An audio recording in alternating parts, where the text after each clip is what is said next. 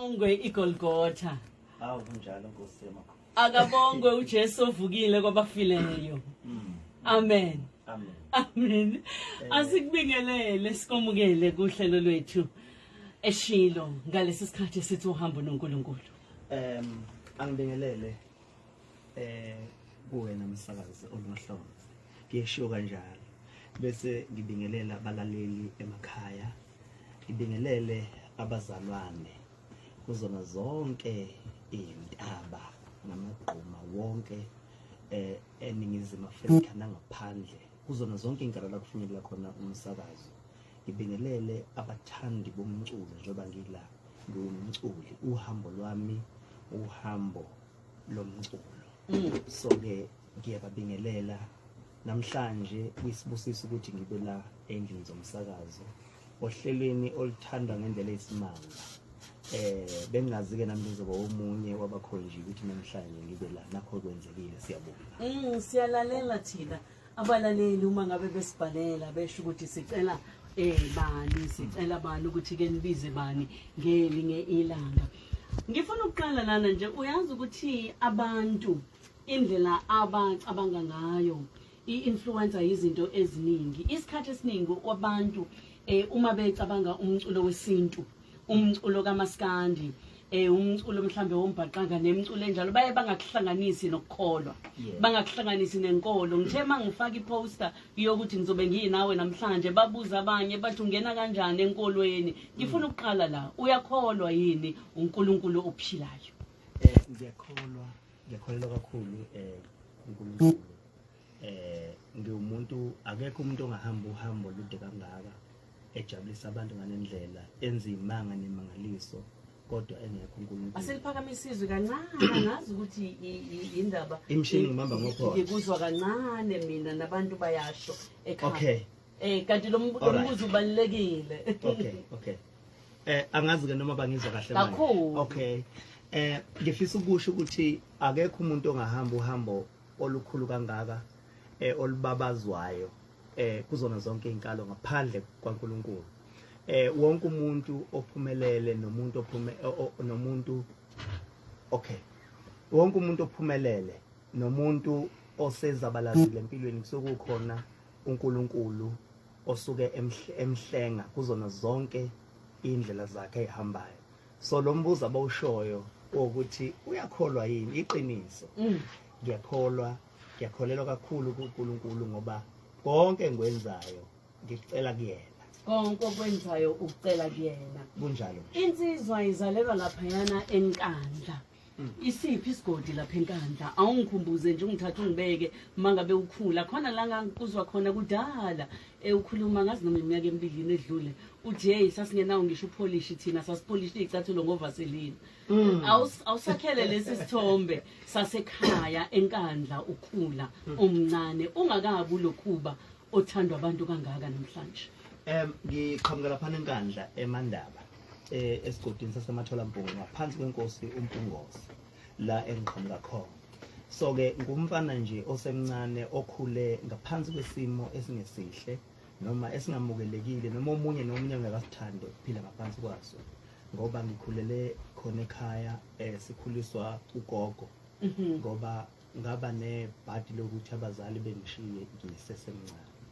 Uma nobaba bobabili. Uma bani uma? Umangebe.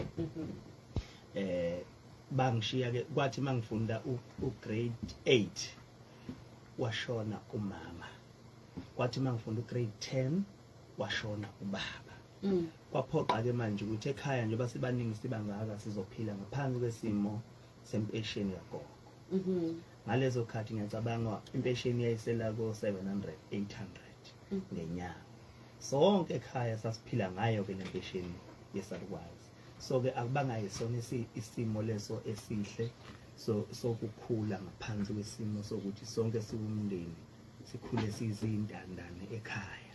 Kodwa ke namhlanje uNkulunkulu ngemangaliso sahamba saziwa njengoba nje ngaziwa izwe lonke namhlanje ngisewukhosini. Ngifuna ukuzwa kodwa ukuthi ngaleso sikhathi ukhule ekhaya awusitshele lezi zinto eziwu2 eziwu3 oyikhumbulayo othi yo uNkulunkulu ungikhiphile lapha kulesi simothi sasinzima njengoba ngisho nje ngithi khona la ngakuzwa khona uthi hayi sasipholisha ngovaselina thina ungekho upolishi wesicathulo awusakhele leso sithombe sokukhula ekhaya.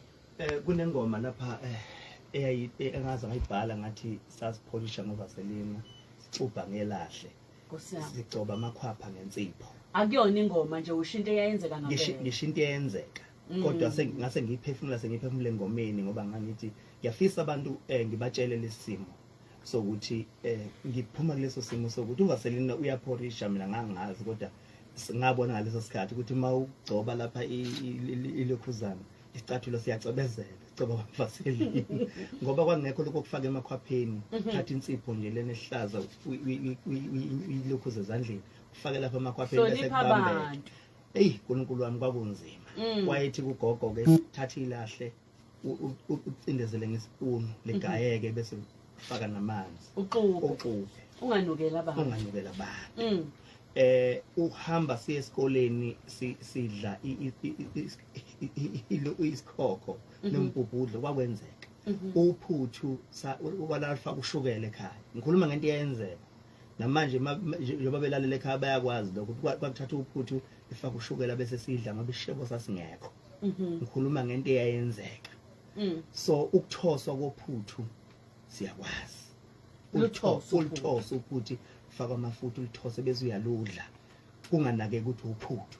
Isimo leso engisuka kusona uNkulunkulu wasishintsha uNkulunkulu yingakho namhlanje ula ngakho namhlanje ngila ibambe kancane ngoba khona izinto abafuna ukuyilungisa la kwemshini yami la e-studio. Mangabe ngibuya ngifuna siqale ukungena kwakho kule ndima yomculo njengoba namhlanje udume umhlaba wonke unabalandeli abangaka. Ngifuna ukuzwa futhi ngifuna nokuthatha imibuzo ebhalwe abalaleli bayibhalile lapha ku Facebook ngike ngafaka ngathi abangitshele imibuzo abafisa ngibabuzele yona. Hayi abalaleli bami abashaya eceleni uzozwa nje wena mangabe sibuya la. Nazo. Yep. Ngicela ni uyakhona ba right? Ungafaka kuvimbela. Niyamshintsha. Okay, put it bathi bayamshintsha bahlale ngale. Okay.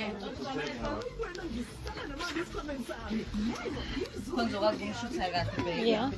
Uzobe lana vele. Alright, I guess you're right. Hello. We live. Sawubona. Okay.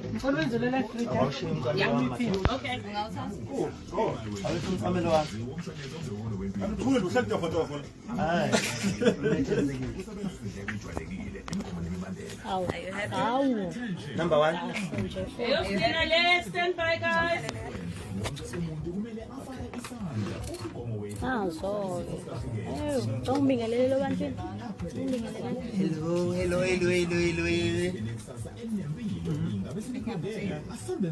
Stand by.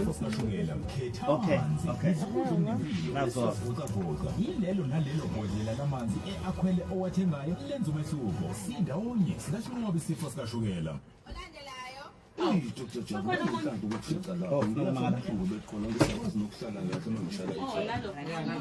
Ubulawa izinhlungu ezingapheli udinga i-threshold isiza kwezinhlungu ze-arthritis ukuvuvukala nokutumeka kwamamasela omzimba. Ithatha insuku zonke kuzophinde uthishwe eqolo. Yebo, ithawula nesithawo zemvelo futhi ayinayo imithelela emibi. Ngiyabonga, nginika i-threshold lihamba. Ukhumbule i-threshold real MSM isiqeda inhlungu semvelo. Sisebenza kanzima ukunika amanani aphansi kumkhiqizo ehamba phambili zonke izinsuku. Ngakho-ke ungathola u-10 kg we-Spa Supplements Meal ngo-R69.99 no-5 kg we-Spa IQF Mixed Chicken Portions ngo-R189.99 kanye no-2 kg we-Spa French Polony ngo-R52.99. Uthola amanani aphansi zonke izinsuku kwa-Spa kuphela. Kanti ke singena esikhathini esisha sonyaka kanti abakwa Road Accident Fund sebehlele izindlela ezintsha zokubonisa ukuthi bakukhathalela kangakanani bebelokhu benza izinguquko ezizoqinisekisa ukuzinikela kwabo kwisiqubulo esithi unyaka ka-2023 unyaka wokubeka phambili izidingo zalabo abafaka izicelo zezinxephezelo phecelezi the year of the claimant. Bathuleke isisombululo esisha sokuxoxisana namakhasimende okuyindlela ezokwenza kube lula ukuxhumana nabo. Ngakho shayela i-contact center evuselelwe yaba ngcono kakhulu. Inombolo ithi 087 820 1111 087 820 1111. Yabona ke siyaqhubeka nohlelo lethu namhlanje ngalesi sikhathi la sithi khona uhambo noNkulunkulu. Sithi umuntu nomuntu unohambo lwakhe. Namhlanje nginensizwa uKhuzani la e-studio okuyena esikhuluma naye. Khuzani kuba ngaphambi kokuthi siye eyitolo bengade ngisho ngithi abalaleli bami ngithe ababhale ukuthi yini izinto abafisa ukuthi ngikubuzele zona. Ungaqagela mhlawumbe ungaqagela nje ukuthi phezulu equlwini yini abafisa ukuyazi ngawo. Ngicabanga ukuthi umbuzo abawubuzile ngisho ukuthi ukhona ukuthi uKhuzani yakholwa yini. Owesibili umbuzo lo yokuqala. Owesibili uthi uKhuzani wangena kanjani emculweni. ushaye phansi kwasho umuntu. Mhlawumbe phela wesithathu. Yeah. Kodwa ke ngoba sengigejile ngicela usungitshela i-answer. Owesithathu uthini owesithathu? Hayi ngoba sengigejile sengiyasaba ukuphinde ngigeje. Umbuzo wokuqala omningi nginayo yonke ukuthi ngingakangeni ngisho endabeni yomculo ukuthi uganwa nini. Hawu Wona mbuzo abalalela abafisa ukwazi. sebethe besuka bayohlala umbuzo nokugcina. Yibambeke uzongiphendula. Uzobuye ungiphendule. Sacela ukubabuza kodwa. Yeah, babuze. Yini bengabuza ukuthi uqonywa nini? Wabuza ukuthi uganwa nini? Oh, kanti akekho nokhona. Cha ngiyabuza noma bethi ushela nini ke? Angithi qala phela ushela iqala.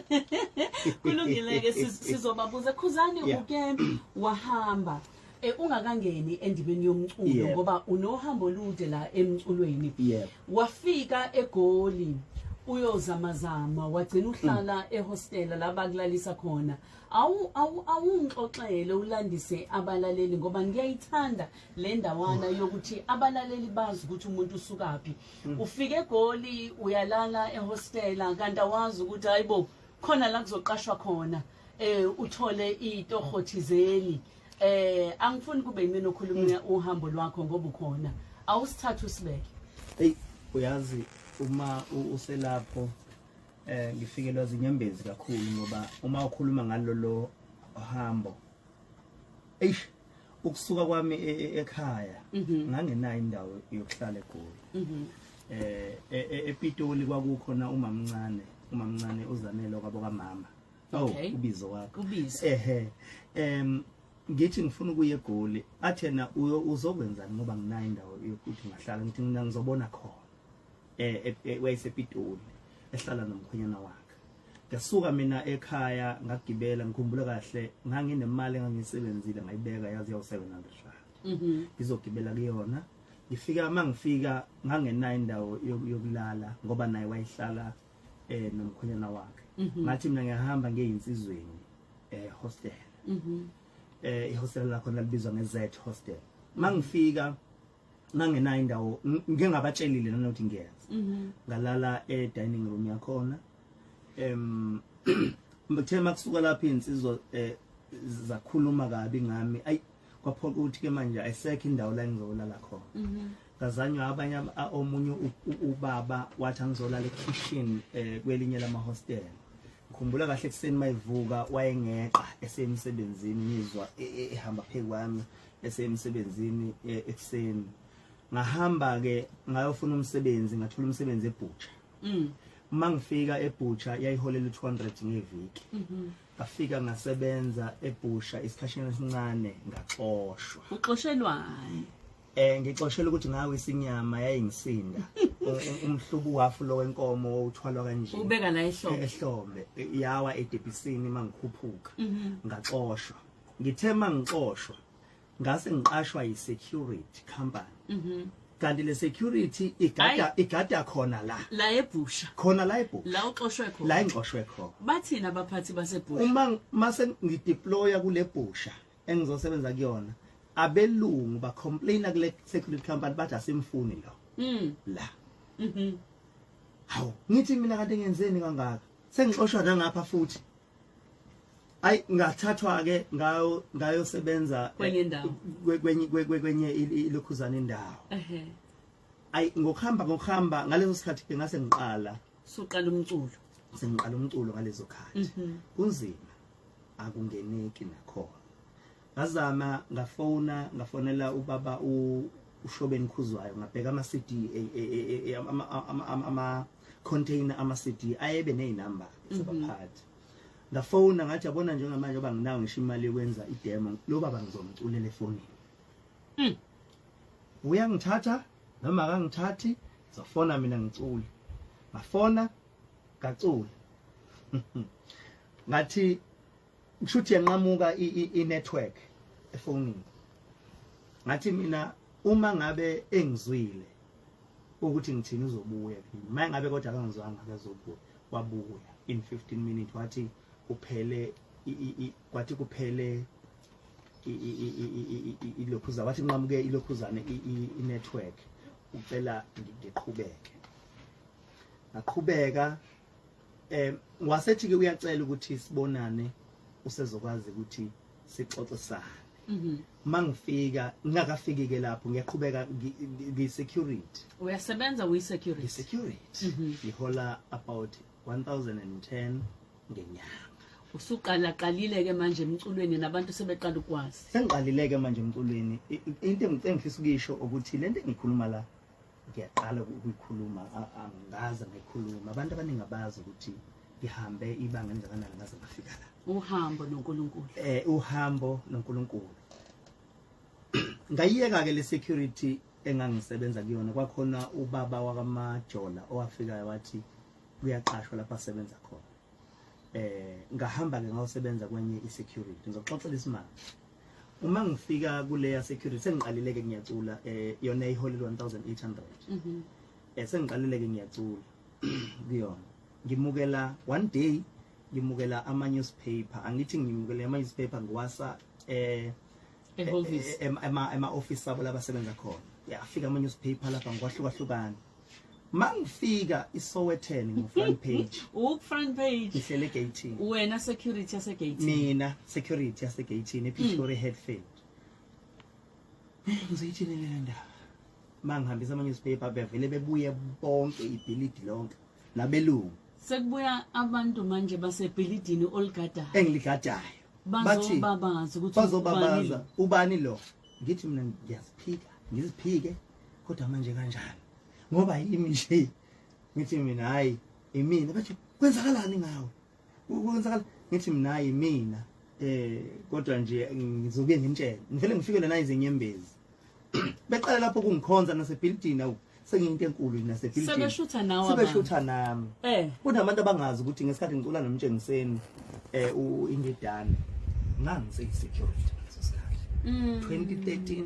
ngiyisecurity 2012 ngiyisecurity inominator ama awards awazi security guard awuyekanga angaze ngayeka ngoba nganginenkolelo ethi la engikhona ngibeke uNkulunkulu uma kunesibusiso sizolethwa uNkulunkulu uzophetha lapha engikhona angizange ngize ngithi ngizohla mina bengihlala by 2013 abalandeli bebefika bezongibona bebazi bengihlala emkhukhwini umalina bengimuva ngivele ngala kulolu lunye uhlangothi ngoba imvula beyinetha angizange kodwa ngaze ngagive up empilweni so uma kwehla abasebenzi bezobabaza kanti ngelinye ilanga ngizovela eSBC1 kwi Rose bangibona babuye futhi ngoMonday ekseni kwayibona bathi sibone ku TV usuphuma na TV futhi wena sengiphuma na TV kodwa ngihleli la hayi ngithi hayi yabona le ndaba esenkulu kanti lapho engisebenza khona kunomuntu ozothi mayisuka lapho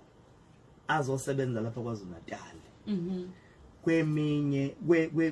kwenye yenkampani enkulu enokuhlela ama event uma sebefika la eKwaZulu-Natal esesebenza athola iposition enkulu lo muntu wayengibona ku front page ngise gate uma ifika la wonke ama event ababe wahlela wathi mina kunomfana yedwa engimazi noMaskandi uKhuzani ngicela simfake kuona wonke ama programs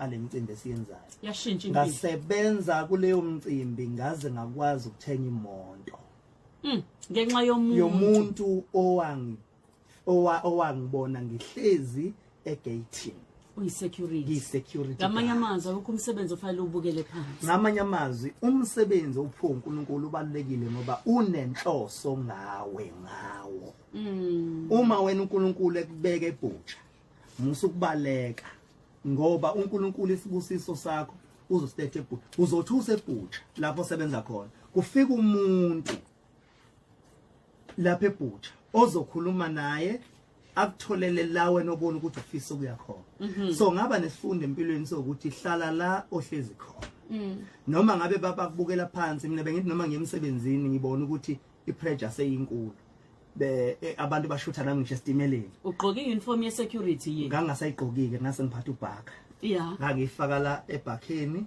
ngemuva ngiswenke nje ngiswenke izami zamabhenci ngithi mangabe sengifika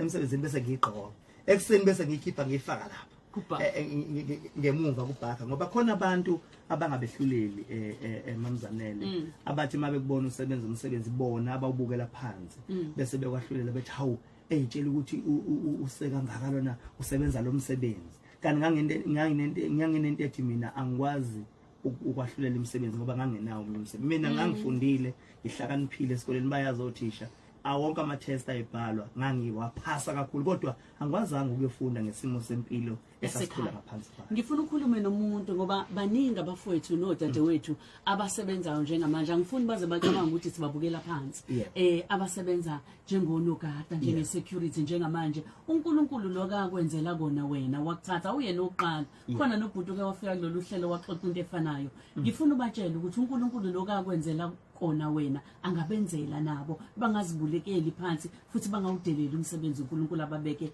wona njengamanje engizokusho ukuthi njengoba kade ngisho mamzanele ukuthi la okhona hlala la okhona umsebenzi wonke nginento ethi umsebenzi wonke ubalekile futhi wonke umsebenzi usukunika uNkulunkulu noma ngabe kuthiwa ubukela phansi kangakanani kodwa umsebenzi sokunikeza uNkulunkulu hlala kuwona uNkulunkulu unecebo mina mama kunento abangayazi ukuthi ngashawa emsebenzini security ngashawa ngahamba odokotela ngiyaqala ukisho lento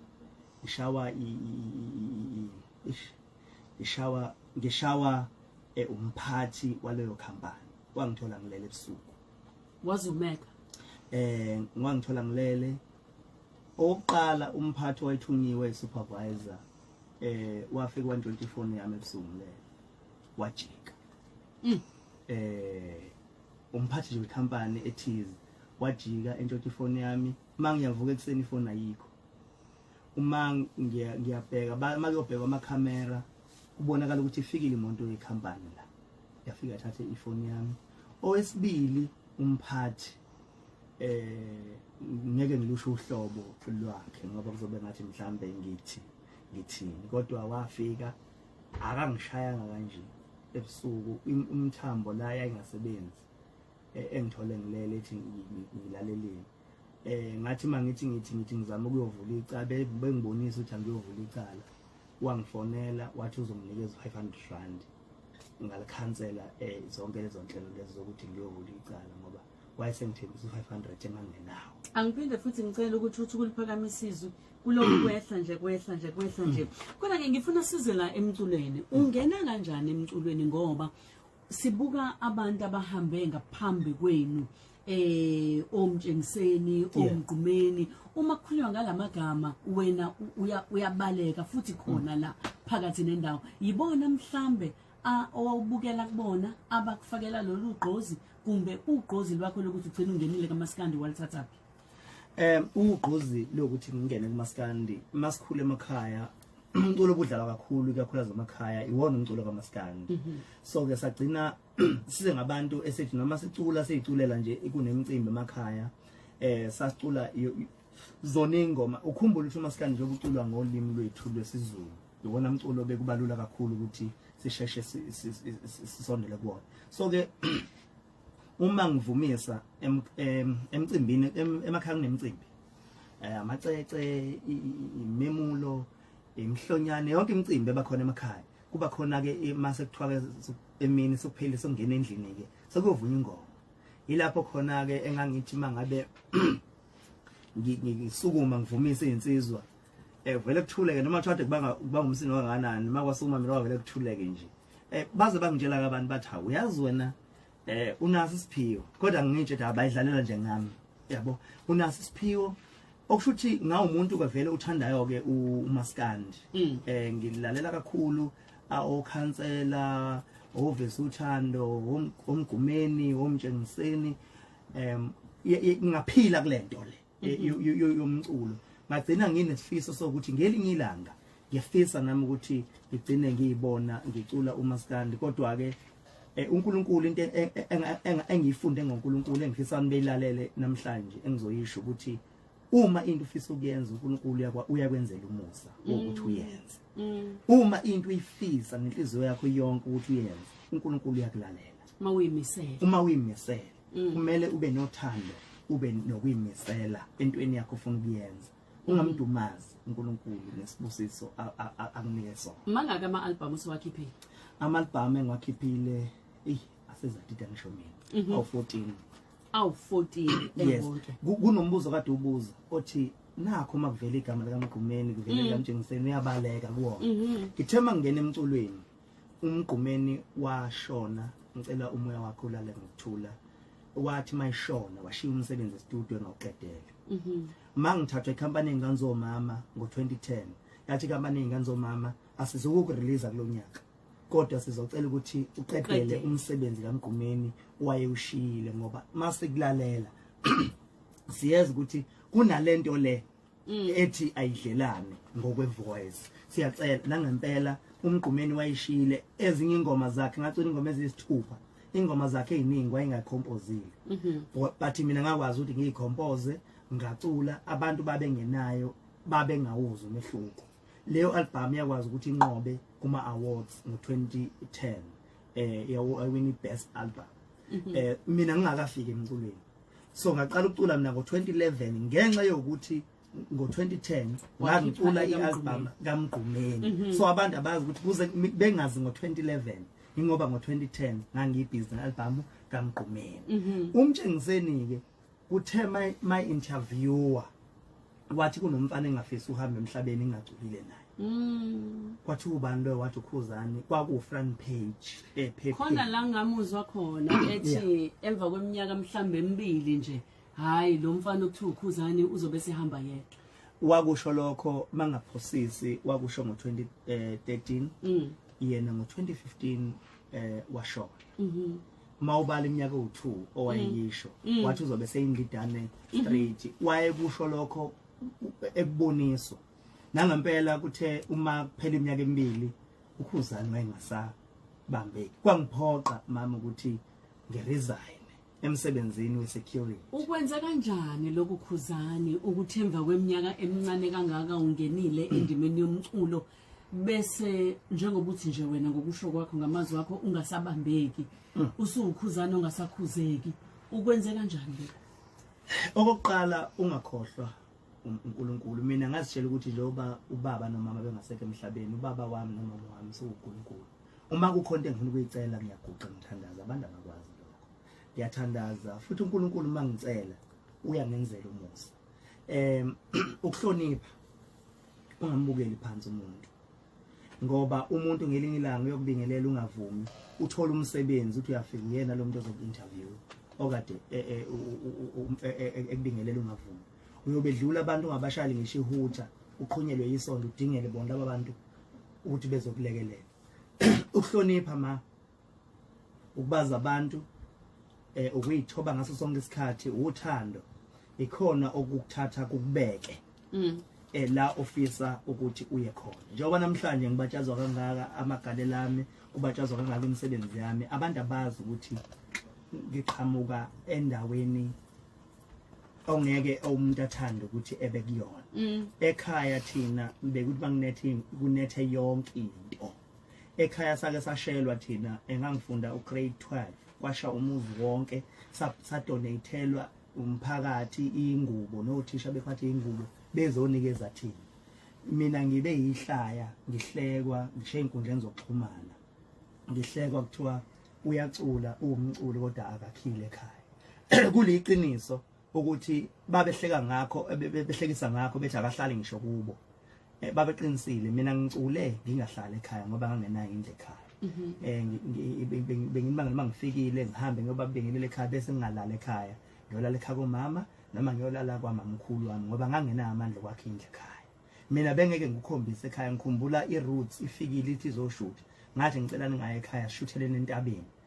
sasihamba nongizwe umchunu ngalelo la sathi mase sizofika ekhaya ngathi ngizwe asimiseni imoto la angisaye ekhaya ngoba zazi ngeke izindlu nginamahloni ukuthi bazoveza ihlazo lakithi kodwa ngoNkulunkulu namhlanje kushintshile lokho ngoba ngeke ngizucula khona ingoma ethi ikhaya ikhaya lamleli noma ngahlala emkhukhwini eGoli kodwa ngakhile ekhaya abantu mabenganaka mama ngicula impilo yami ngibanike ukuthi abafunde kuyona mina bengihlala emkhukhwini ngingenandaba ukuthi ngihlala emkhukhwini sengiqala ukwakhe ekhaya bengihlala emkhukhwini eGoli ngingenandaba futhi ukuthi ngihlala emkhukhwini ngithi nje ngoba ngihlala emkhukhwini kodwa kusalayo ngiyakhe ekhaya noma ungafika la eGoli ungibuke uthi hayi uhlala emkhukhwini kodwa khona uzothi mawufika ekhaya uthi hayi sese uye lo muntu kade ngimshiya emkhukhwini eGoli ngase ngithi noma ngahlala emkhukhwini noma ngahlala emkhukhwini eGoli ngakile ekhaya abantu bayitshela ukuthi nje uyayiculela kanti ngicula mina into nabo abantu abangafunda kuyona izingoma zakhe eziningi zinjalo khona nalenye ethi sogcina sinqaba usizo labantu kwakwenze njani usho hey uyazazi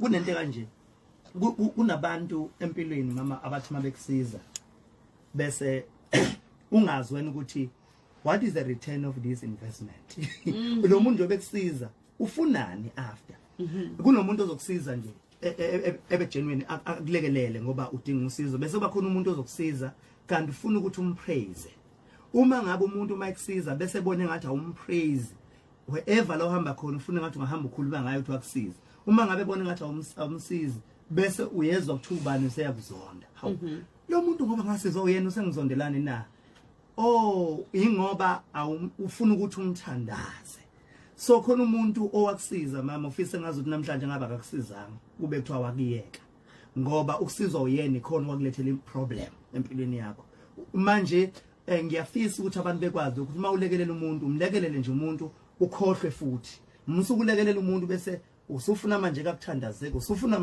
usufuna mayifonele ngabe esaba busy yena ngenye into sokumele ukhotha ngase ngithi masiyocela sinqaba usizo labantu umuntu mayikusiza ugcine sehambe ekhuluma nimbona nje sesemsakazweni sesohlelweni lokuthi Eshilo wasizwa yimina lo mfana manje kube ngathi kube kuthiwa ngavele nganqaba noma ufisa ngathi ngabe yamkhokhela sinjalo nje ngoma zami ngikhuluma umyalezo emakhaya ngamakhaya uhlelo Eshilo uhambo noNkulunkulu ngifuna mangabe sibuya wekhuzana usitshele ngabalandeli ukuthi njengoba sekukhona iBlue Nation abalandeli abangaka futhi uphinde uthi hayi wena inkosi kaMaskandi ihamba kanjani leyo nto ufike kanjani lapho asidayiseni bakithi sikhokhe ikweleti bese siyabuya indlela zokusindisa impilo zabantu kungakho izingane zinikezwa imigomo evamile kusukela zizalwa ukuze zikhule ziyimqemane uma ukhathazekile ngempilo yengane yakho ungalibali vakashela umtholampilo manje uthathe incwadi yayo ethi Road to Health khuluma nomhlengazi mayelana nokuhlola ezempilo ngokuphelele futhi uma usebenzisa imithi yezifo ezingomahlala khona kuhle ukuthi uyisebenzise ngendlela oyalelwe ngayo shayela inombolo yezempilo kazwelonke ku-0800 029 999 Ubudlelwane be-HIV ne-TB busondelene ngoba zombili lezi zifo ziyingozi uma ungawathatha amaphilisi azo ngokushesha futhi ngendlela. I-TB ithathelana ngomoya, umuntu ohlala naye endlini, emotweni, esontweni nasemsebenzini ungayithola. Okunjalo ne-HIV ithathelana ngokocansi, isuka konayo iye kumlingani wakhe kwezocansi. Inani labantu abane-HIV kanye ne-TB ngesikhathi esisodwa liyenyuka. Ngakho kubalulekile ukuthatha amaphilisi alezi zifo ngokuthembeka nsuku zonke ukuze ube nempilo enhle nende. Kubalulekile ukwethembeka ekuthatheni amaphilisi ngoba uma ungakwenzi lezi zifo zingagcina zikubulele. Lo myalezo buwathole lo mnyango wezempilo kwaZulu-Natal. Ziningi izinto ezikwi-Toyota Vets ngicela usizo ku-Rich azongichazela zona ngo-30 seconds. Hey, Vets HIV siyashisa ekunika 100 kilometers ku 4.4 liters touchscreen ye-Apple CarPlay ne-Android Auto big boot park distance control 7 colors yay ABS EBD VSC HS normal airbags Achu ngempela Toyota Vets iqala ku 169899 imoto ethe xaxa amanani phansi kunemigomo nemibandela Joyina inetwork yakho-Telkom edlala lelihle bonge imali engafika ku-R300 uma uthenga noma yimuphi umkhiqizo okhethiwe we-Telkom prepaid kubalingani bethu ababambe iqhaza ngaphezulu uthola u-5 gig anytime data, 5 gig night server data kanye ne-25 minutes all network voice bundle mahala ozithola kube kanye njalo uma uthenga zitholele yona manje kwa-Pep, Ackermans, TFG, Mr. Price nanoma yibapha abathengisi beTelkom ababambe iqhaza. Uhambo noNkulunkulu ukugibela bese bayileso senzakalo esiqhamuka singalindelwe lukhona usizo i-Atlas Finance inikeza imali mboleko engafika ku-R8,000 siyashesha sinomusa futhi sisimisele ukukusiza ngena ku-atlasfinance.co.za uthole ukwengeziwe noma uthole igatsha eliseduze nawe. Atlas Finance, from our family to yours. I-Atlas Finance umhlinzeki wezinkonzo zezimali osemthethweni noma ebolekisa obhalisiwe. Uhambo noNkulunkulu kusukela ku-11 kuya ku-12. #Eshilo mamzanele Mbokazi uphethe umzobelo wase-Port Stanford. Ngilalela uhambo Nokhozi umpokakhuba engilandela kakhulu leyo nsizwa kodwa nje ngaphezulu kwakho konke mangilalele uhambo lwakhe kuningi engikutholayo engakwazi ngaye and mangithi ngiyalalela impilo yakhe iyafana nempilo nami engakhula ngiphila le emakhaya le kwamaphumulo ehlanzeni iyayinzima impilo kodwa ngiyaqhuqhuzeleka ukuthi uNkulunkulu uyakuthatha phansi akubeke phezulu ngelinye ilanga nami ngiyabona ukuthi khona la engiyakhona emva kokudla lona uphuthu oluthosiwe netiye elenziwe ngoshukela oshisiwe siushisa ngespoon ushukela kulungile siqhubeke sililalele uhambo ngimfisela inhlanhla umfowakho baqhubeke njalo ayiphambili. Kuphuka Dlamleze kuphuka khuba ngenduna ngashabalala emsingathophe ingube besigodi yavimbuka lefolo ngilemjovana manje hayi wenkabe kezwakala hayi ikhulwa kanjalo mathi sasipholisha icathulo lezo nje ubusho ngovaselena kube yini lahle lelo ngisecurity nami lelo wawuthi nawo uke wayini kodwa ke nje hayi siyakubongela sithi usebenzile impela futhi ngamafushane cishe usukwenzeke konke impela wena obukuzela emhlabeni sefuna uthatha impesheni mangihlale phansi. #Eshilo sabona ngomfazi yakho ubhekizini mabele ngathi ngothi mabhongoloza hayi bakithi abalensizwe ehleli nayo bakithi anginayo imibuzo eminingi kuyona kodwa nje into enginayo kuyona ukuthi ngitshele ukuthi hayi mfethu hayi uyisibonelo lesihle entsheni uyabakhuthaza abantu abaningi ngicabanga ukuthi nqwabe abantu ababukela kuwe into engiyithanda kakhulu ngalensizwa inhlonipho yayo nangingayikhukhumezi nongayibonisi ungayiboni ukuthi mina sengiyile abanye abantu bafekele phansi hayi lensizwa impela yabona serious hayi mambukazi hayi uphethe ingqala kutho lapho insizwa eyothi hamba igama lawo losala lizukulwane njengomgqumeni nomtshengiseni hayi uphethe insizwa lapho mamkhoza hayi khuba mfowethu ngiyakuhlonipha mfowethu ungaqhubeka njalo ibambe njalo uqhubeke nalo moya wakho ungashinthi mfowethu ubhekizini lo ngasemuthi mabhongoza ngayikho lefelene. Abalaleli bathi qhubeka nomoya wakho ungashintshi nokuhlonipha nokubathanda. Ngifuna ukwazi ngabalaleli bakho nangabalandeli bakho. Hayibo nansi Blue Nation. Sabona kuvalwe italade eThekwini uyazi khona ilanga. Angazi noma ku 2017 noma 2016 la emsakazweni kusigiya ngengoma wawuzuza la ohlelweni kukhona ungizwe no BK. Kwavaleka imigwaqo la ngaphandle abalandeli begcwele umgwaqo sase siyadlula sibuzana ukuthi kwenzekeni kuzotoyitoya yini emsakazweni thiwa cha baphelezela ukhuzani ubathathe phi laba balandeli bakulandele ngobani ukuthanda komculo nifike kanjani kulamazinga ngoba bakhona babehamba phambi kwenu kodwa leli zinga esilibona manje ungathi asikaze libe khona. Wabuza umbuzo ohlabahlose ngendlela esimanga kunento ethi noma ngabe kuthuna imali engakanani angeke umthenga umuntu inhliziyo yakhe ukuthi kuthande lento isuka kakhulu isuke emculweni ukuthi ucula ini ngomlomo wakho. Uma ucula into enomlayezo eyakha isizwe, eyakha abantu, ishintshe impilo zabantu, abantu ngeke bengathanda. Kunabalandeli inqaba bakaKhuzani abanye nami engabazi abagcwele yonke indawo. Labalandeli basuka ekulandeleni umculo kaKhuzani. Mabelandela umculo kaKhuzani sasakuhlelele ukuthi asibaveze bebonakale. Sasesithi endaweni laba hlala kuzona asibe nama leaders abazokwazi labantu bebaqoqe bebaveze obala ukuthi bawobani abantu abasemnambithi abalandela uKhuzani, bawobani abantu abasenquthu abalandela uKhuzani, bawobani abantu basenkandla abalandela uKhuzani. Sasesiqoka ke ama leaders lezi indawo ukuthi baqoqeni laba bantu sibazi ukuthi emnambithi ngilandela abantu abangakanani obani. Angeke sibaqede bonke kodwa laba singakwazi ukuthi sibabone. Manje ke makuthiwa uKhuzani uzeThekwini basuka kuzona zonke lezi ndawo abantu bekhipha imali zabo, bekhokha imali zabo, bethenga imfaniswano ngemali zabo, bethi siyosupporta iqhawe lethu ngoba inhloso kungilandela kakhulu ukuthi abafisi ukuthi ngelinye ilanga lamandla angaka kungithanda bebone ngidikibala kube ngazi ukuthi mhlambe angithandwa umuntu. Bafisa ukuthi ngiqhubeke ngibe khona bengisupport bekhombisa support bekuthenga umculo wami kuze ngizoqhubeka ngimenzele umculo ngendlela abayithandayo ngoba abalandeli bakaKhuzani bamthanda ukubhubha.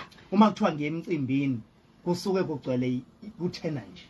Kugcwele nje iBlue Nation. iBlue Nation ikulandela. We baba Mpungose. Tshela mina emculweni kaMaskandi ngokujwayelekile kodwa ngibuza wena ngqo. Lento yokuthi nike nithi ungcwekisana nezinye insizwa bese sithi beef. Nisuke ndlala noma nikwenza ngempela?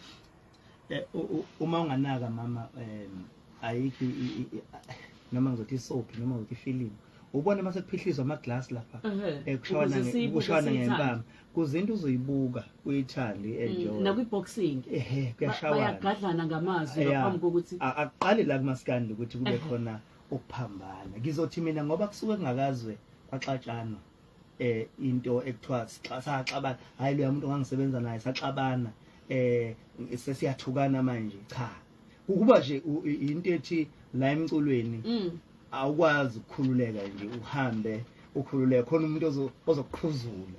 Uma eqhuzula mhlawumbe hayi ngoba kuyinzondo ufisa nje mhlawumbe na ukuthi bemnaka ukuthi hayi nanga umuntu ongathi umkhuzula kangcono nanga ngathi umkhuzula kangcono ikwenziwe phambili kakhulu abantu ngoba noma hlangana kuba usawubona mfuthu usawubona kunjani ayikho lento ethi kuyahujwana ngempela sokuyaliwa. Ngelinye ilanga singabona nje uma ngabe kwenzeka ngelinye ilanga wena nomthandeni nikhipha ingoma eyodwa. Mhlawumbe ngenzeka mangabe nami lezi zinto engifuna ukumbakela zona engayithola zonke. Akithi uthisha phela uyama. Nginathemba lokuthi enyangeni ezayo ngomthola naye la istudio ngelinye ilanga ke sizwe uhambo lakhe naye ayisho lento oyishoyo. Ngiyakuthanda kodwa lokho okushoyo. Ama gigs nokusebenza uqashwa ngapha nangapha ubusy uKhuzani kuyo yonke indawo. Ngelinye ilanga ukubona ama posters uthola ukuthi usemcimbini owu4 ngosuku olulodwa kodwa futhi uke wenza isimanga wagcwalisa imabhida. Uyenze kanjani le kanti? Khona isimo empilweni yakho uyohamba ukubone noma ayifuthi wena kade ukubona. Khona isimo la empilweni yakho ubona khona ukuthi manje uNkulunkulu sethe over from me. Akuseyimina ke. Sokunesandla ke sesibili lapha nami mawungangibuza ukuthi wenza kanjani nami mhlawumbe I cannot tell you ngeke ngize ngikwazi ukukutshela ngoba nami kangazi amandla angakaya ukuthi isibindi sindakaya sasiqhamuka kodwa ke uNkulunkulu uyena owaziyo. Ngayenza le nto kwakuthi kubhekwe khona ngangithi nginayi ngithi mangikhuleka ngithi uNkulunkulu wawungeke ungithathe emakhaya ngingelutho ungenze utho ngenhloso yokuthi ngibukwa abantu behleke njengoba Nkosi uthe ngima ngenze lento ibe impumelelo wena futhi Nkosi uzoyenza ibe impumelelo mawungenza inhlekisa Nkosi kulungile mangenziwa wena kodwa ngoba wena Nkosi ngiyakuthemba ngizonqoba. Yingakho namhlanje sikhuluma indaba yegcwalisa spring picnic engomhla ka4 next week hayibo soku next week hayibo usuthola white noma usayosikisa next week igcwalisa nomhla ka4 kuyagcwaliswa nakhona Gcwalisa spring picnic Sigcwalisa all nini white. kulokhu? So bese mhlophe ke. eKings Park. eKings Park. Obheka uyazi umhla ka umhla ka kuzobe kuyiSaturday. Kade ngibheka nje neweather nje bihlupha nje kulezi insuku sobe libalele. Lizobe libalele. Ugcwele lapha yana kumnandi eKings Park. Kumnandi kakhulu. Abantu ngabathenga amathikithi bayabhubha. Yebo. Hayi kube khona. Hayi abawathenga abantu amathikithi sihlangane khona into enhle ukuthi Nokhozi luchasile lapha ya. Lobe lukhona. Luzobe lukhona na kanjani ukhozi. Kodwa ke ngifuna ukwazi.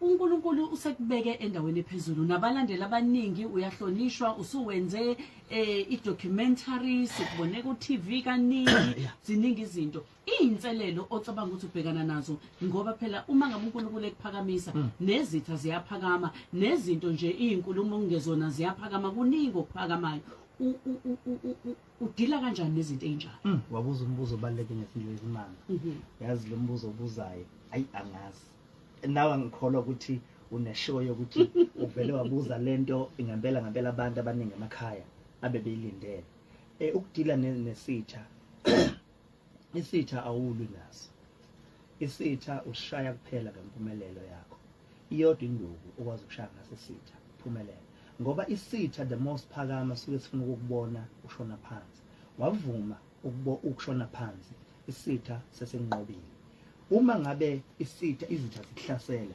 qhubeka usebenze mawala ngesikhathi usebenza mawala ziyajika ezinye izitha kade zizitha zakho ziba bangani bakho ngoba usuku usiyidefeatile iyodwa into yokushaya isitha ukusebenza isitha waqala wafocusa kusona siyajabula ngoba sesikuphazamisile kulento ofuna uyiachieve sewunake sona wakwabona mangabe ukhonkothwa yinja wajika nje wayiphenduliza mawala futhi ingaze kulunga kodwa walokhu ubhekele phambili kuyenzeka igcine ijika ibheke kunendaba engifuna ukuyixoxa 30 second kunamaxoxo 2 kunenkulumo ethi namaxoxo 2 elinye lalizwa elinye lingezwa egijima ekuyimarathon makuthiwa hambani ahamba amaxoxo leli lingezwa emadlebeni lahamba kwathi mayesephana endawo kwathiwa manini leli lingezwa laqhubeka lahamba leli lalizwa lama kanti laba bebeliphazamisa hayi ngoba bekufanele lini kwathiwa leli eliwinile liphi ileli elingezwayo emadlebeni so mawuhamba uhambo lwakho fana nomuntu ongezwa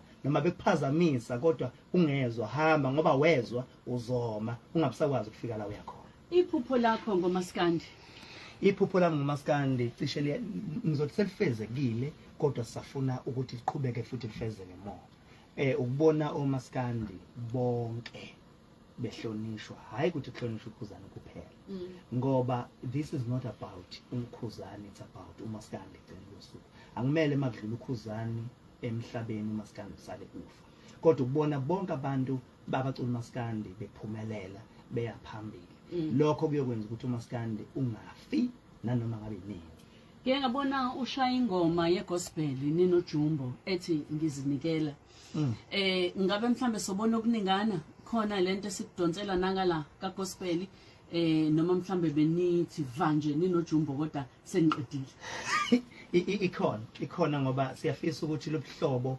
esesiqalile phakathi kwegospel nomaskandi uqhubeke futhi uye phambili sibone futhi umaskandi uba nokuhlobo nezinye izinhlobo zomculo ngiyathembisa futhi bakhona abacula abanye begospel engizozwakala kubona siyafisa umaskandi njengomaskandi kuyaziwa ukuthi ama crown iwona a recognize kakhulu futhi umculo uvamsile ukuthi uma khona i-collaboration kamaskandi negospel siyibone futhi siqhudelana lapha kuma-crowd siyayifisa lonto ingafi lobo budlelwane buqhubeke ukanwa nini Khuzani maduzane siyakikiza maduzane yonke into nesikhathi sayo yonke into inesikhathi sayo uma ngabe uNkulunkulu uJesu Kristo owafa wavuka ubemile la ngaphandle komnyango wakho uthi uyavuka ekseni uvula umnyango naye inkosi yamakhosi imile ibuza ukuthi ufisa kuba ngikwenzeleni isiphi isicelo obusungasicela ungabe ngawo uqobo ngabe ngomculo ngabe ngezwe lakithi noma ngabe yini nangu uJesu umile phambi komnyango wakho uthi Khuzani ufisa ukuba ngikwenzeleni ubuzothini bengizocela Nkosi ungiphe ukuphila ngoba uma ngiphila konke ngizoba nawo amandla okwenzeka ngicela ungiphe ukuphila bengizothi Nkosi ngicela ukuphila, ngicela ukuhlakanipha. Bengeke ngicele imali, bengicela ukuhlakanipha ngoba mawuyithola imali ungahlakaniphile kuyofana nokuthi akazifike kuwena. Ngicela ukuhlakanipha, ukuhlakanipha khona iyokwenzela imali bese ngikuphila kwangona phakathi.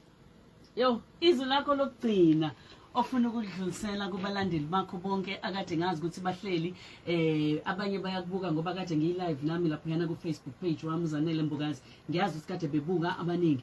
Izwi lakho nje lokugcina ofuna ukudlulisela kubona nokubonga kubantu abathatha impumelelo yakho bayibeka la ukhona namhlanje. Ngifisa ukubonga wonke umuntu othathe impumelelo yami wayibeka la ngikhona, wonke umuntu oneqhaza empilweni yami. Ngithi uNkulunkulu amandisele wonke umuntu ongithandayo. Kumele azi namhlanje ukuthi uthanda intando kaNkulunkulu ngoba kube kuthiwa kangikho lapha engikhona, ukube kuthiwa uNkulunkulu akathandi ngibe lapha engikhona ngabe kangikho. So uma ngabe wena uthanda uKhuzani ufana nse nomuntu othandazayo kodwa enganakile. Ngiyabonga. Siyabonga kakhulu, sohlangana nawe kugcwalisa ngesonto elizayo. uJehova abe nawe. Bakithi emakhaya asibonge kakhulu kuKhuzani. Ngaphambi kokuthi ngiphume ngivalelise angiphinde ngikuphindele la. Uthi uzwile nje iSouth African National